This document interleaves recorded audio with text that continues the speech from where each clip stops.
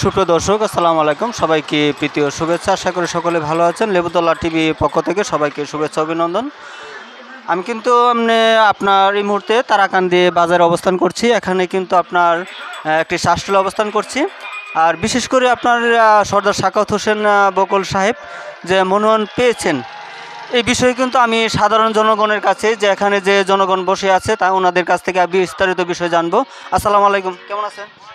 ভালো আছি। ওয়ালাইকুম সালাম।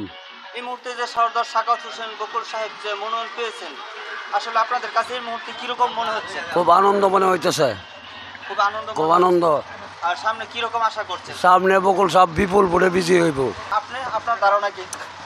আমার ধারণা মনে হয় সারা বাংলাদেশের সর্বোচ্চ কনিষ্ঠ ভোট নিয়ে উনি নির্বাচিত হবেন। সুপ্রিয় দর্শক, এখন অন্য একজনের কাছে যাব।